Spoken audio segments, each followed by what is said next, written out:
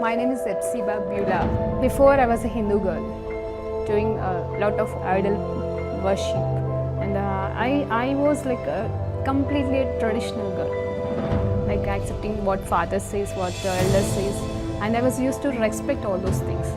And after coming to the Lord, and I stopped the tradition. I completely stopped the tradition, and I just entered into the love and compassion of the Lord. My parents arranged for the marriage, and it was like a 2 months gap from the arrangement to the marriage. And immediately after marriage, like he said, like I don't like you. I just want to leave, and he left. Even I was pleading him, I was begging him, and I was asking him to come back, but it never happened. If he is not going to come to me, I want to die. That if he is going to be separated from me, I should die. The day I was about to kill myself, I was watching a TV channel, and immediately she started like, here one girl is crying. You have been separated with your husband and you are planning to die now, but you are not going to do that. Immediately I called to one of my Christian friends, and she shared with me the gospel. On the spot, I accepted Lord as my Savior. The next moment, I felt free from the burdens and all kind of thoughts, and everything left me. Praise lord అండి. దేవునికి మహిమ కలుగును గాక. ప్రార్థన చేసుకుందాం. పరిశుద్ధుడా గొప్ప దేవా, నీకు స్తోత్రం, స్తుతి, మహిమ, ఘనత, ప్రభావం చెల్లించుకుంటున్నాం నాయన. ఈ సమయంలో ఉన్న పాటను మీ పాసనిధికి వచ్చేటకు మీరు మాకు ఇచ్చిన గొప్ప ధన్యతకి వందనాలు. అద్భుతకరుడు, ఆలోచనకర్త ఉన్నవాడు అని వాడవు తండ్రి. అయ్యా, నిన్న నేడు నిరంతరం ఒకే రీతిలో మా ప్రభావ నీకు స్తోత్రం తెలియజేసుకుంటున్నాం తండ్రి. ప్రతిదీ మీ ఆధీనము తెసుకోండి అయ్యా. లుకాసు వార్తలోకి వెళ్ళి ప్రభా మేము ధ్యానిస్తున్న ప్రభా ధ్యానాంశంలో ప్రభా నాయన 9వ భాగంగా తండ్రి. అయ్యా తండ్రి, లుకాసు వార్త 4వ అధ్యాయం మేము ధ్యానిస్తుంటుండగా అయ్యా తండ్రి ప్రభా మమ్మల్ని ఆయతపరచండి, మమ్మల్ని సిద్ధపరచండి. నీ రాకడ నిమిత్తం అయ్యా తండ్రి మేము సంసిద్ధంగా ఉండటానికి కావలసిన ప్రతిదీ మాకు దయచేయమని యేసుక్రీస్తు నామములో ప్రార్థనతో వేడుకుంటూ సమర్పిస్తున్నాము తండ్రి. ఆమేన్. ప్రైజ్ లార్డ్ అండి. దేవునికి మహిమ కలుగును గాక. అయితే ఈరోజు దేవుడు మనకిస్తున్న ఈ అంశము 9వ భాగంగా ఉంటుండగా ఆయతపరచబడ్డాం అనే మాటని మనం ధ్యానిస్తుంటుండగా దేవుడు మనకి సహాయం చేయనుగాక. మరి 4వ అధ్యాయం నుండి మనము ధ్యానించబోతున్నామండి. లుకాసు వార్త 4వ అధ్యాయము 1 నుండి మరి 15 వచనాల వరకు ఈరోజు మనం ధ్యానించబోతున్నాం. యేసు పరిశుద్ధాత్మ పూర్ణుడై యోర్దాను నుండి తిరిగి వచ్చి 40 దినములు ఆత్మచేత అరణ్యంలో నడిపింపబడి అపవాది చేత శోధింపబడుచుండెను. ఆ దినములలో ఆయన ఏమీ తినలేదు.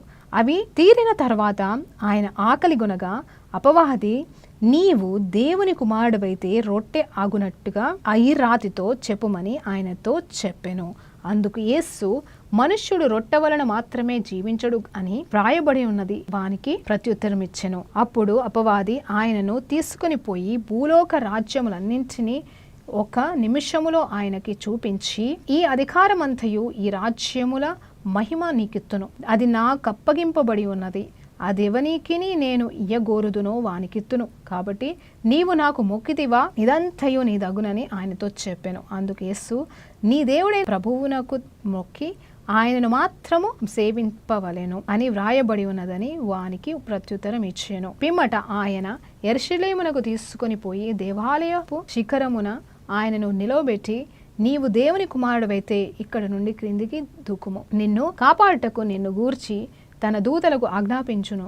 నీ పాద మెప్పుడైనను రాతికి తగలకుండా వారు నిన్ను చేతులతో ఎత్తుకొందురు అని వ్రాయబడి ఉన్నదని ఆయనతో చెప్పెను. అందుకేసు, నీ దేవుడైన ఈ ప్రభువుని శోధింపవలదు అని చెప్పబడి ఉన్నదని వానికి ప్రత్యుత్తరం ఇచ్చెను. అపవాది ప్రతి శోధనను ముగించి కొంతకాలము ఆయనను విడిచిపోయెను. దేవునికి స్తోత్రం కలుగును గాక. 13 వరకు మనము చదివి ఉన్నామండి. అవునండి. అయితే యేసు పరిశుద్ధాత్మ పూర్ణుడై, అవునండి, ఎప్పుడైతే పరిశుద్ధాత్మ దేవుడు మరి పావురం రూపంలో ఆయన మీదికి దిగి వచ్చినదో, మరి ఆ దర్శనాన్ని అందరూ చూసి ఉన్నారు. పరలోకపు స్వరము, ఈయన నా ప్రియ కుమారుడు, ఈయన యందు నేను ఆనందిస్తున్నాను అని చెప్పి ఉన్నాడు. ఆ క్షణం నుండి మరి పరిశుద్ధాత్మ పూర్ణుడైపోయాడు. అప్పటి వరకు జ్ఞానంలోనూ మరి బలముల్లోనూ దయలోనూ మరి వర్ధిల్లుతున్న యేసు ప్రభు వారు ఎప్పుడైతే 30 సంవత్సరాల తర్వాత బాప్తిజం తీసుకున్నాడో అప్పటి నుండి ఆయన ఆత్మ పూర్ణుడైపోయాడు. పరిశుద్ధాత్మ చేత పూర్ణుడైపోయాడంట. అంత మాత్రమే కాదు, ఆత్మ చేత నింపబడిన తర్వాత యోర్దాను నుండి తిరిగి వచ్చి 40 దినముల పాటు మరి ఉపవాసం ఉండాల్సిందిగా ఉంటుండగా, అరణ్యంలో ఉంటుండగా మరి అపవాది చేత మరి అతను శోధింపబడిన వాడుగా ఉండెను. ఆ దినములలో ఆయన ఏమీ తినలేదు, దేవునికి స్తోత్రం కలుగునుగాక. ఆ దినములైన తర్వాత అతనికి ఆకలి కలగగా, మరి ఎప్పుడైతే అభిషేకించబడి ఉన్నాడో మరి తన ప్రయాణము ఆరంభించబడుతుంది, తన పరిచర్య ఆరంభించబడుతుంది. అవును, ఏ నిమిత్తమైతే తను వచ్చి ఉన్నాడో ఆ ప్రతిష్ఠిత అనే కార్యం అనేది జరిగింది. ఇంకా ఎందు నిమిత్తమైతే పరలోకం నుండి భూలోకానికి ఒక మానేషిగా తల్లి గర్భంలో పుట్టి ఉన్నాడో యేసు ప్రభు వారు మరి ఆరంభించవలసిన కార్యములు ఆ సమయం వచ్చింది. కాబట్టి మరి పరిశుద్ధాత్మ చేత నింపబడి బాప్తిజము కూడా పొందుకొని మరి ముందుకు సాగుతుండగా మరి ఇతనికి మరి ఆల్రెడీ 30 సంవత్సరాలు పరీక్షలు జరిగినాయి. మరి దేవుని చేత పరీక్షలు జరిగి ఉంటాయి. ఎన్నో భరించాడు, ఎన్నో ఇబ్బందులు గుండా వెళ్ళాడు, ఎన్నో మరి ఒక మామూలు మనిషి బ్రతికినట్టుగా బ్రతుకుతూ అన్ని రకాలుగా మరి పరీక్షించబడి పవిత్రుడుగానే బ్రతికి ఉన్నాడు. కాబట్టి దేవునికి స్తోత్రం కలుగును గాక. ఒకటి గుర్తుపెట్టుకోవాలండి, without the help of the Holy Spirit, పరిశుద్ధాత్ముడు తనలో లేకపోయినా, పరిశుద్ధాత్మ చేత నింపబడకపోయినా, పరిశుద్ధాత్మ చేత పుట్టినవాడే కానీ పరిశుద్ధాత్మ సహాయం లేకుండా పవిత్రంగా బ్రతకగలిగాడండి యేసు ప్రభు వారు. ఆయన తప్ప ఎవరు అలా బ్రతకలేరు. దేవునికి స్తోత్రం. అందుకే ఆయన దేవుడు అండి. దేవునికి స్తోత్రం కలుగును గాక. మనకైతే పరిశుద్ధాత్మ దేవుని సహాయము తప్పకుండా కావాలి. మనం పరిశుద్ధంగా బ్రతకాలంటే అందు నిమిత్తం మనకు పరిశుద్ధాత్మలో బాప్టిజం కావాలి, అలాగే నీటి బాప్టిజం కూడా మనకి కావాలని దేవుని పేరట మీకు జ్ఞాపకం చేస్తున్నానండి. అయితే ఆ 40 దినముల పాటుగా ఆయన ఉపవాసం ఉండి ప్రార్థన చేస్తున్నప్పుడు మరి ఆ అపవాదంట పదే పదే వచ్చి ఆ 40 దినముల పాటుగా శోధించిందంట. అయితే ఆ శోధనలన్నీ కూడా జయించి బయటకు వస్తున్న సమయంలో ఇంకా 40 దినములు అయిపోయిన తర్వాత, అంటే అప్పటి వరకు ఎన్ని పరీక్షలు ఎన్ని శోధనలు కూడా వెళ్ళాడో మనకి బైబిల్లో రాయబడలేదు. కానీ 40 దినముల పాటు అవునండి, మనం కూడా ఉపవాసం చేస్తే శోధనలు వస్తాయి, ఇబ్బందులు వస్తాయి, ఆటంకాలు వస్తాయి.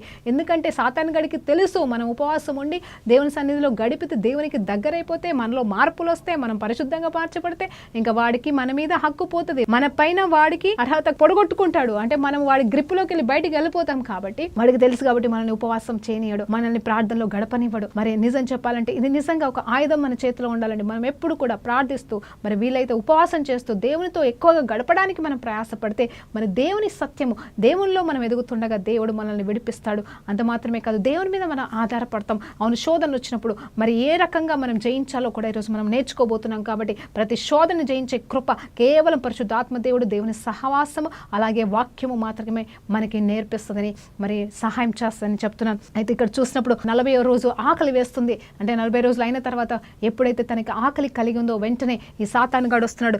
ఏమంటున్నాడంటే వచ్చి, ఇదిగో నీకు ఆకలి వేస్తుంది కదా, ఇప్పుడు ఆహారం లేదు కదా ఈ అరణ్యంలో, నువ్వు దేవుని కుమారుడు అయితే అని చెప్తూ ఏమంటున్నాడంటే, నీకు ప్రతిసారి అడు నీవు దేవుని కుమారుడు అయితే, చూడు దేవుని కుమారుడు అయితే అని ఎందుకు అంటుందంటే మరి దేవుని కుమారుడని ఆ సాతానికి అక్కడ అర్థమైపోయింది. ఎందుకంటే 30 సంవత్సరాలు వచ్చిన ఈ పరిశుద్ధుడు పాపం అనేది లేకుండా బ్రతుకుతున్నాడు. కాబట్టి ఇది మనుషుల వల్ల జరగదు. కాబట్టి ఈయన ఒక ప్రత్యేకమైన మనిషి అని చెప్పేసి సాతానికి కూడా తెలుసు. కాబట్టి ఈయన ఖచ్చితంగా దేవుడే, మేరీ గర్భంలోకి వెళ్ళి పుట్టిన దేవుడే, మరి ఇతనే ఇప్పుడు నా బద్ధ శత్రువు అనే విషయం సాతానికి తెలుసు. కాబట్టి ఇతన్ని కూడా పడేయాలి, ఎందుకంటే ఇంకా మనిషిగానే ఉన్నాడు కాబట్టి ఈ మనిషిని కూడా పడేయాలని ప్రయాసపడుతున్నట్టుంది సాతాను గాడు. దేవునికి స్తోత్రం కలుగునుగాక. అయితే ఏమంటున్నాడు సార్, నువ్వు దేవుని కుమారుడు అయితే రెచ్చగొడుతూ ఏమంటున్నాడు అంటే, చూడు రొట్టె అగనట్టుగా ఈ రాతిని మరే మార్చుకో, అంటే నువ్వు పలుకుతే ఏమైనా అవుతుంది కదా. ఇప్పుడు ఈ రాయిని నువ్వు ఏం చేస్తావంటే రొట్టెగా చేసుకుని నీ ఆకలి తీర్చుకో అంటే అక్కడ వెంటనే మరి యేసు ప్రభు వారి వాక్యంతోనే దాన్ని తిప్పి కొట్టేస్తున్నాడు. ఏంటంటే మనుష్యుడు రొట్టె వలన మాత్రమే కాదు కానీ దేవుని నోటి నుండి వచ్చి మాట వలన బ్రతుకునని చెప్పేసి మోసెస్ గ్రంథంలో రాయబడిన మాటని జ్ఞాపకం చేస్తూ వాడిని మరి ఇక్కడ కూడా ఓడించేశాడు. అయితే ఇక్కడ ఈ మాట తర్వాత నెక్స్ట్ ఏంటంటే మరలా వచ్చాడు. వాడు వచ్చి ఏమంటున్నాడు తెలుసా, ఇదిగో అప్పుడు అపవాది ఆయనను తీసుకొని పోయి, చూడండి మరి తీసుకొని పోవడానికి ఈయన ఎందుకు వెళ్తున్నాడో అవన్నీ మనకు తెలియదు, కానీ శోధించబడాలా, విజయం కలగాల. మరి యుద్ధం లేకుండా విజయం ఉండదు కదండి. ఇక్కడ ఈ యేసు ప్రభువారు నిజమైన శారీరక మానసిక పోరాటము, మరి నిజంగా సాతానుతో పోరాడుతున్నాడు, ఒక మనిషిగా పోరాడుతున్నాడు, కానీ జయించబోతున్నాడని దేవునికి స్తోత్రం కలుగునుగాక. అయితే లోకము మరి రాజ్యములన్నింటినీ మరి ఒక్క నిమిషంలో, చూడండి ఏమంటున్నాడు, ఒక్క నిమిషంలో ఆయనకి చూపించి అంత లోకాన్ని అంతటిని కూడా దేవుడు ఆయన సృష్టించిన ఆయన లోకాన్నే ఈయన ఒక్క నిమిషంలో చూపించగలిగాడంటే మరి సాతాను గాడికి ఉన్న శక్తి చూడండి ఒకసారి. అంటే ఆ అధికారం అంతా కూడా తను ఎక్కడైనా ఏమైనా చేయగలడనేది మనకు అర్థమవుతుంది కదా. ఎంత జాగ్రత్తగా మనం ఉండాలి. సాతాను శక్తులని మనం తక్కువగా అంచనా వేయడానికి లేదు. అలా అని చెప్పేసి వాడికంటే కూడా గొప్ప దేవుడు మనతో ఉన్నాడు. అందుకోసమే దేవుడు చెప్తున్నాడు కదా చక్కటి మాట, ఈ లోకంలో ఉన్న వాడికంటే కూడా మరి మనలో ఉన్న ఆ దేవుడు గొప్పవాడు అని చెప్పేసి మనం జ్ఞాపకం చేసుకోవాలి. సో ఇక్కడ ఏంటంటే చూడు, లోకమునంతటిని ఒక్క నిమిషంలోనే చూపించి ఇదిగో ఈ అధికారం అంతయు రాజ్యంలో మహిమంతయు నాకు ఇవ్వబడింది అని చెప్తున్నాడు. చూడండి, సాతాను గాడికి ఇవ్వబడింది కదా, ఎవరిచ్చారు? ఆదాము ఇచ్చాడు. ఆదాముకి ఇవ్వబడిన అధికారం అంతా కూడా మరి అక్కడ తప్పు చేసి పాపం చేసి దేవుడు తినద్దన్న పండు తినేసి పాపంలో పడిపోయి ఆ అధికారం అంతా కూడా, మహిమ అంతా కూడా ఎవరిదండి? లోకానికి దేవుడిచ్చిన మహిమ, ఆదాముకి దేవుడిచ్చిన మహిమ, తన ప్రజలకి దేవుడిచ్చిన మహిమ అని మరి ఆదాము ఏం చేశాడని తీసుకెళ్లి సాతాను చేతిలో పెట్టేశాడు. కాబట్టి ఇప్పుడు ఈ లోకం యొక్క అధికారం అంతయు, ఈ లోకం పైన అధికారం అంతయు, ఈ లోకం యొక్క పైన ఉన్న మహిమ అంతయు కూడా నాది కాబట్టి నీకు ఇస్తాను అని చెప్పేసి ఏమంటున్నాడు తెలుసా? ఇదిగో నీకు ఇత్తును అని. మరి అది నా అప్పగించబడి ఉన్నది కాబట్టి అది ఎవరికైనాను నేను ఇవ్వడానికి కోరుదు, నాకు ఇష్టం ఇచ్చిన వారికి ఇవ్వచ్చు అని చెప్తూ ఏమంటున్నాడే, కాబట్టి నీవు నాకు మ్రొకము, నేను నీకు ఇస్తానని చెప్పేసి యేసు ప్రభుతోనే మరి మాట్లాడుతున్నాడండి ఈ సాతాను గాడు. అప్పుడు వెంటనే దేవాది దేవుడు ఏమంటున్నాడు తెలుసా? యేసు ప్రభు వారు, నీ దేవుడైన ప్రభువుని తప్ప ఎవరిని మొక్కకూడదని వాక్యం చెబుతుంది కదా అని వాక్యంతో గద్దించేశాడు. దేవునికి స్తోత్రం కలుగును గాక. ఆ తర్వాత చూస్తే మూడో శోధన ఎలా వచ్చిందంటే, పిమ్మట ఆయనను యెరూషలేమునకు యెరూషలేముకే తీసుకొని వెళ్తున్నాడంట ఈ సాతాను. దేవాది దేవుని తీసుకొని పోయి దేవాలయము శిఖరమున ఆయనని నిలవబెట్టి, నీవు దేవుని కుమారుడివైతే ఇక్కడ నుండి క్రిందికి దూకుము, అప్పుడు దేవుని దూతలు వచ్చి నేను పట్టుకుందరు, నీ పాదములకి రాయి తగలకుండా పట్టుకుంటారు కదా, నువ్వు నిజంగా దేవుని కుమారుడైతే దూకు ఇక్కడికి వెళ్ళి అని చెప్పేసి ఈ యెరూషలేము పట్టణములో ఉన్న దేవుని మందిరం దగ్గరికి తీసుకుని వెళ్ళిందంట దేవాది దేవుని. నిజంగా చెప్పాలంటే దేవుడు మన కోసం, అసలు నిజం చెప్పాలంటే పోసాతానంటే ఒక్క నిమిషంలో 10 పారిపోదా అండి? దేవునికి అధికారం లేదా, కానీ మనిషిగా బ్రతుకుతున్నాడు కాబట్టి ఈ శోధన మరి తను జయించాలి కాబట్టి, ఈ శోధన మరి దేవుడు అనుమతించాడు కాబట్టి మరి ఈ శోధనకి కూడా గురవుతున్నాడు. కానీ ఈ శోధనలో పడిపోవట్లేదు, సాతాన్ని గెలవనివ్వట్లేదు. అయితే ఈ 3 రకాల శోధనని మనం ఆలోచన చేస్తే, మొదటిది శారీరకమైన శోధన. ఏంటి అంటే ఆకలి అనే శోధనలో మరి ఆయన కూడా ఒక మనిషి కాబట్టి ఆకలి కలిగి ఉన్నాడు.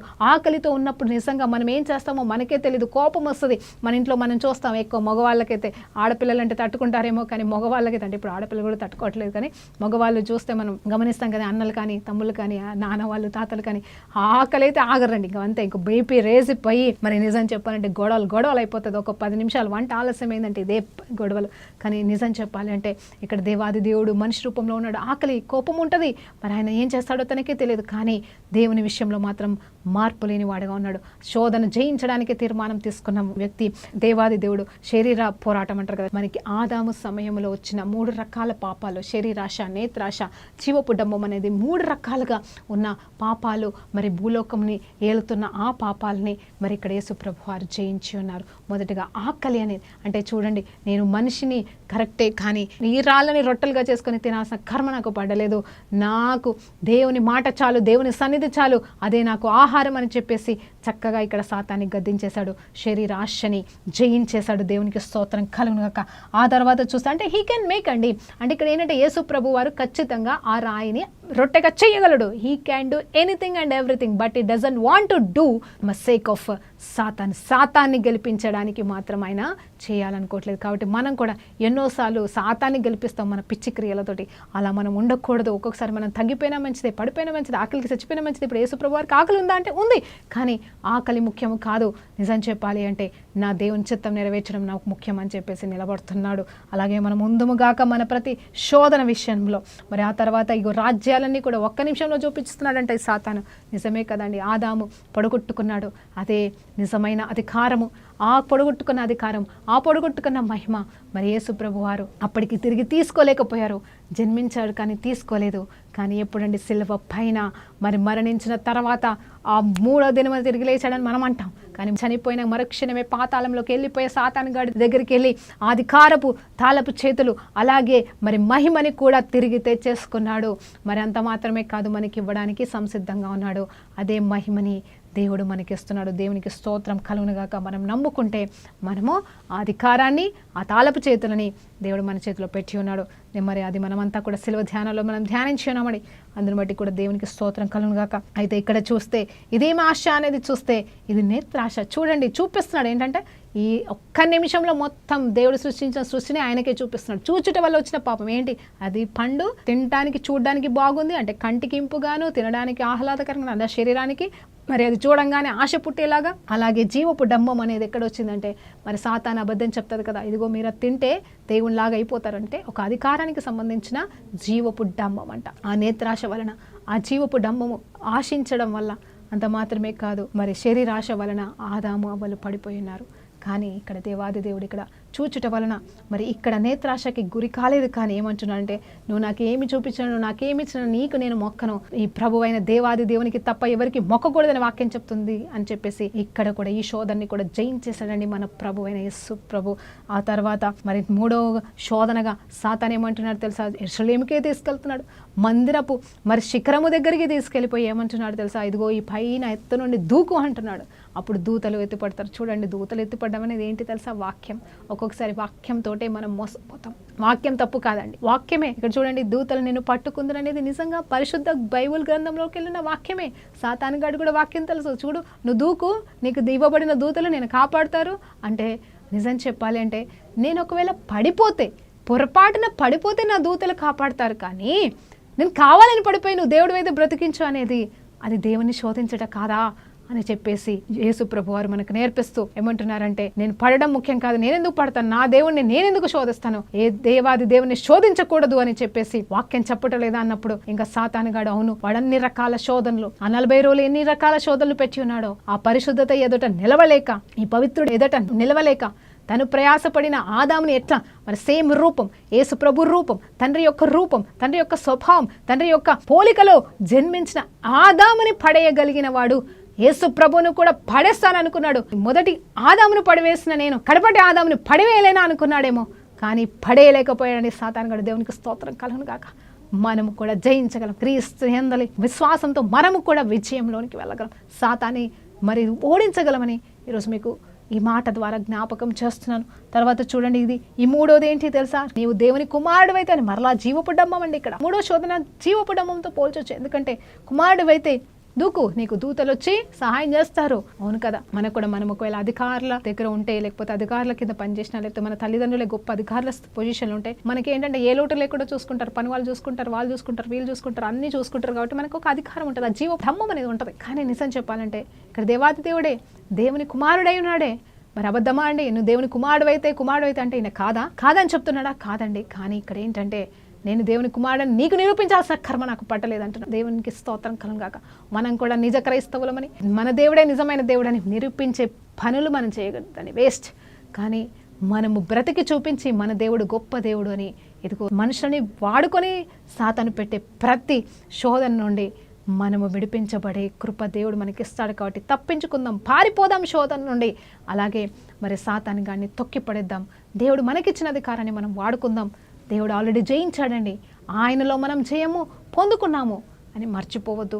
ఆయనతో పాటుగా మరణించి పాతి పెట్టబడి తిరిగి లేచుట అనే బాప్తిజ కార్యము తీసుకున్నప్పుడు మనం కేవలం మరణానికి చనిపోవడం మాత్రమే కాదు, ఆయన కలిగిన పరిశుద్ధతలో కూడా మనము పాలుబాసులు అవడానికి మనం తిరిగి లేచి ఉన్నాం. ఆయనతో పాటు జయించడానికి తిరిగి లేచి ఉన్నాం. ఆయన ఈ లోకానికి ఉన్న నిజమైన శత్రువు, ఆఖరి శత్రువు ఎవరు అంటే మరణం, సాతానుగాడు. అయితే ఆ మరణాన్ని సైతం జయించిన దేవుల్లో మనం గెలిచినప్పుడు ఇంకా సాతానే పాటిదండి. దేవునికి స్తోత్రం కలుగును గాక. కాబట్టి ఈ జీవపు డంబాన్ని కూడా మరి ఈ శోధన నుండి కూడా దేవుడు జయించాడు. ఎలా జయించాడు అంటే ఇదిగో దూతలకు ఆజ్ఞాపించడం కాదు, నేను దేవుణ్ణి శోధించను, నీ దేవుడైన ప్రభును శోధింపవలదని చెప్పబడి ఉన్నది కదా అని చెప్పేసి ఏమంటున్నాడు ప్రత్యుత్తరం ఇచ్చినప్పుడు.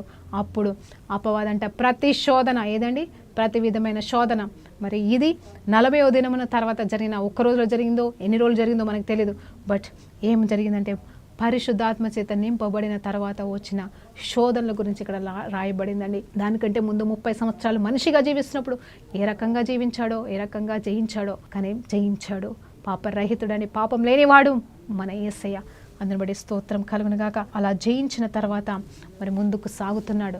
ఎలా సాగుతున్నాడు అనేది చూస్తే అదే అధ్యాయము 14వ వచనం చదువుతున్నాండి. అప్పుడు యేసు ఆత్మ ఫలముతో గలీలలకు తిరిగి వెళ్ళుము, ఆయనను గూర్చిన సమాచారము ఆ ప్రదేశమంతటా వ్యాపించెను. ఆయన అందరి చేత ఘనత నొంది వారి సమాజ మందిరంలో బోధించుచూ వచ్చెను. హల్లెలూయా, దేవునికి స్తోత్రం కలుగును గాక. ఏంటండి అక్కడ చూస్తే ఆత్మ చేత, మరి ఇప్పటిదాకా ఏ బలం అండి, ఆత్మ బలము చేత మనం ఎవరిని చూసాము, మరి యోహాను గారు ఆత్మ బలంలో ఎదిగినట్టుగా మనం చూసాం. కానీ యేసుప్రభు వారు జ్ఞానములో ఎదుగుతున్నట్టుగా, మనుషుల దయలో, దేవుని దయలో ఎదుగుతున్నట్టుగా మనం చూస్తాము. కానీ ఇప్పుడు ఎప్పుడైతే పరిశుద్ధాత్మ చేత నింపబడి ఉన్నాడో, పరిశుద్ధాత్మ తన మీదకి వచ్చి ఉన్నదో, ఇప్పుడు జరుగుతున్నది ఏంటి అంటే ఈయన మరలా ఆత్మ బలము చేత ఎదుగుతున్న మరి గలీలలో తిరుగుతూ వెళ్ళి ఉన్నాడంట. ఆయనను గురించిన సమాచారం అందరికీ తెలియబడుతుంటుండగా ఆయన గురించి సత్యము వ్యాపించబడుతుంది. ఆయన అందరి చేత ఘనత నొంది వారి సమాజ మందిరంలో బోధించుచూ వచ్చును. అంటే ఈ అగైన్ స్టార్టెడ్ ప్రీచింగ్ అని. అప్పటి వరకు నేర్చుకున్నాడు, ప్రశ్నలు 12వ వయసు నుండి కూడా తర్వాత కూడా ఆయన బోధన నేర్చుకున్నాడు. సంఘంలో కూర్చొని విన్నాడేమో, డౌట్లు వస్తే అడిగాడేమో, ఎదురు ప్రశ్నలు డౌట్ఫుల్ అంటే అట్లా కాదండి. కానీ మరి జ్ఞానం సంపాదించడానికి మరందరిలాగానే ఎదిగాడు. నీలాగా నాలాగా మనం కూడా దేవునిలోకి వచ్చిన తర్వాత మనకేం అర్థం కాకపోతే మనం ఇదేంటి అని అదేంటని మనము బైబిల్ చదివి నేర్చుకుంటాము, ఇంకా తెలిసిన వాళ్ళని అడిగి నేర్చుకుంటాము, లేకపోతే పరిశుద్ధాత్మ దేవుని సన్నిధిలో కనిపెట్టి ప్రభా నాకు బోధించని అడుగుతాము.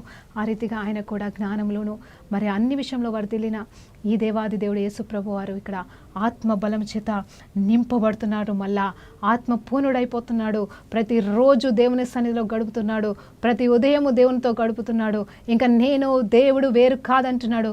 నేను తండ్రి ఒకటే అంటున్నాడు. నాకును దేవునికి వ్యత్యాసమే లేదని చెప్తా ఉన్నాడు. మీరు నన్ను చూస్తే దేవుని చూసినట్టుగానే చెప్తున్నారు.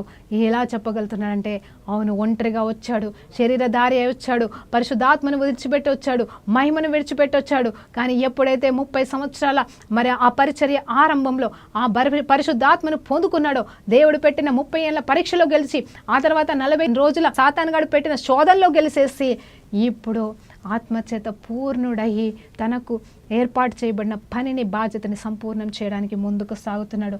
ఇంకా తిరుగులేని వాడిగా నిలబడ్డాడు. ఈ లోకాన్ని జయించేది మరి మన విశ్వాసమే అన్నట్టుగా ఆ సమయంలో ఆదాము వలన పాపము జయించింది. కానీ ఆ నేత్రాశ, జీవపు డంబము, శరీరాశ అనే పాపాలని జయించేశాడు. మనకి కూడా జయించే అధికారము, కృపని ఇచ్చి మరి దేవాది దేవుడు మనకి సహాయం చేస్తున్నాడు. హల్లెలూయా. రిఖాబా శిఖందరని కాసికతురి హెలబా. అవునండి, మన దేవుడు ఎంత గొప్ప దేవుడు అండి, ఎంత గొప్ప దేవుడు. ఆయనకి ఏమిచ్చి మనం రుణము తీర్చుకోగలము చెప్పండి. నేను ఫాస్ట్గా మీకు చెప్పేస్తున్నాను, ఎందుకంటే ఆయన కృపలో మనము నేర్చుకునే వారసుగా ఉన్నామండి. ఒక్కొక్క మాటని మనం ధ్యానిస్తున్నాము.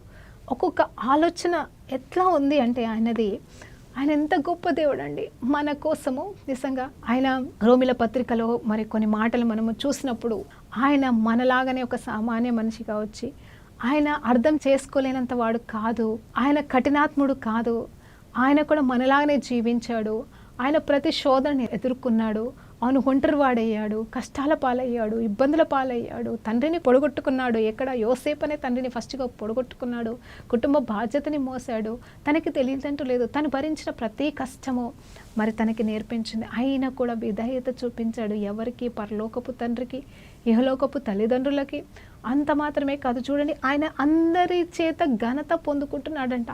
ఘనత అనేది అంత సామాన్యంగా అందరికీ రాదండి.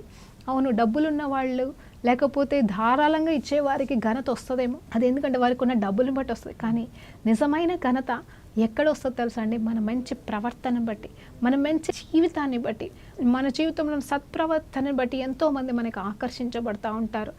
అంటే సరే, కొంతమంది ద్వేషిస్తారేమో, అసహించుకుంటారేమో, నేను అది చెప్పట్లేదు. కానీ మన ప్రవర్తనను బట్టి చాలామంది మనకి ఆకర్షించబడతారు. మన జోలికి కూడా రారండి, గొడవకి రారు. అమ్మో వాళ్ళ జోలికి ఎందుకులే, వాళ్ళు మంచి వాళ్ళు కదా అని కూడా అనుకుంటారు. మరి చెడ్డోళ్ళ జోలికే పోతారండి. అంటే కొంతమంది ఉంటారులేండి కావాలని చేసేవాళ్ళు, నేను అట్లా అంటలే. కానీ నిజంగా యథార్థవంతులకి ఘనత ఖచ్చితంగా దేవుడిస్తాడు.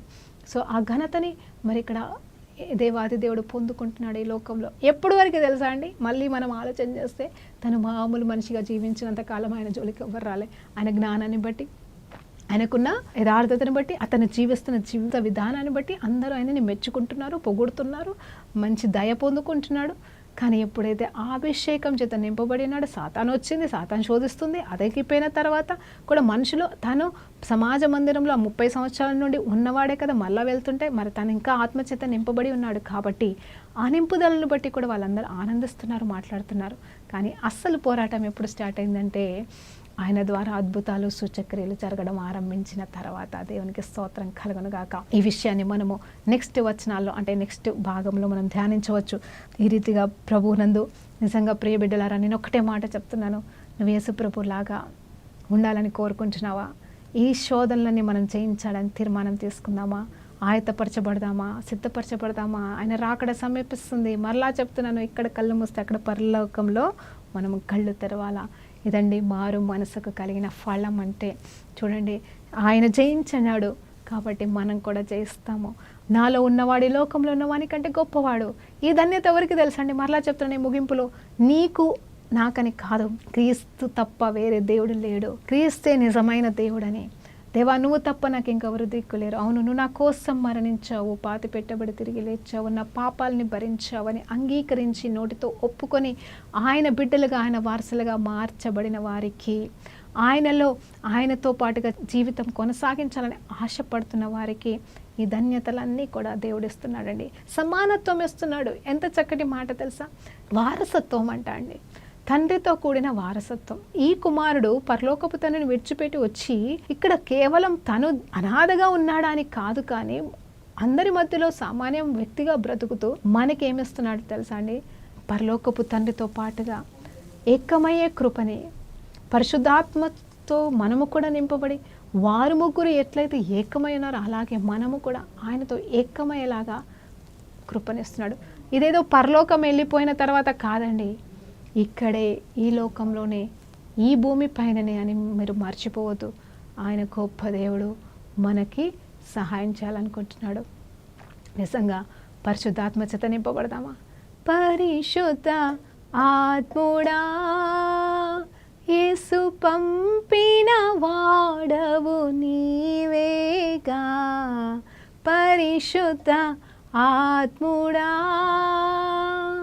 సర్వాంతర్యామి సత్యస్వరూపి, ఇప్పుడే దిగిరమ్మయ్యా.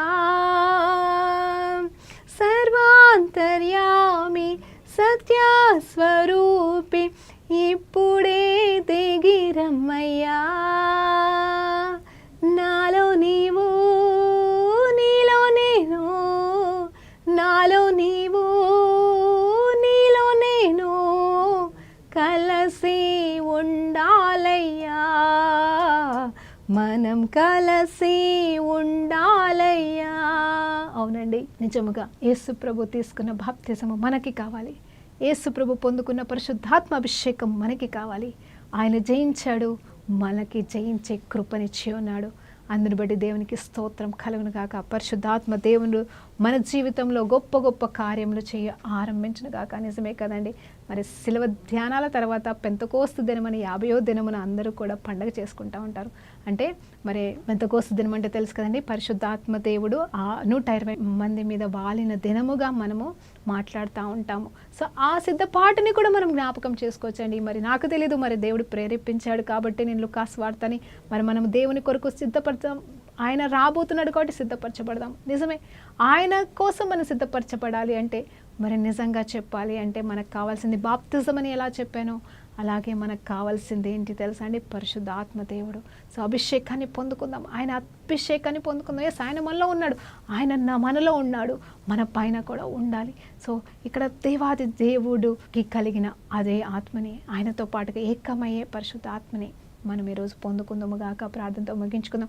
పరిశుద్ధ గొప్ప దేవానికి స్తోత్రం, స్తుతి, మహిమ, ఘనత, ప్రభావం చెల్లించుకుంటుండగా అయ్యా ఈ దినమంతటిలో మాకు కావాల్సిన ప్రతిదీ దయచేయండి అయ్యా. నీ ఆత్మచేత మమ్మల్ని నింపండి అయ్యా తండ్రి. ప్రతి నేత్రాశ, శరీరాశ, జీవపు డంబమును జయించే కృపని మాకు దయచేయండి. వేర్లతో పాటుగా నాయన మాలో ఇంకెక్కడైనా అది ఉంటే ప్రభా, స్వభావాలు ఉంటే ప్రభా, వేర్లతో పాటుగా ఈ మధ్యాహ్న కాలంలో తొలగించిన ఆయన కేవలం నీ స్వరూపము, నీ సుగుణాలు మాకు దయచేసి నీ పోలికలో మమ్మల్ని మార్చి మమ్మల్ని ఆయత్తపరచమని యేసుక్రీస్తు నామములో ప్రార్థన వేడుకుంటూ పొందుకుంటున్నాము తండ్రి. ఆమేన్. ప్రైజ్ లార్డ్ అండి. దేవునికి మహిమ కలుగును గాక.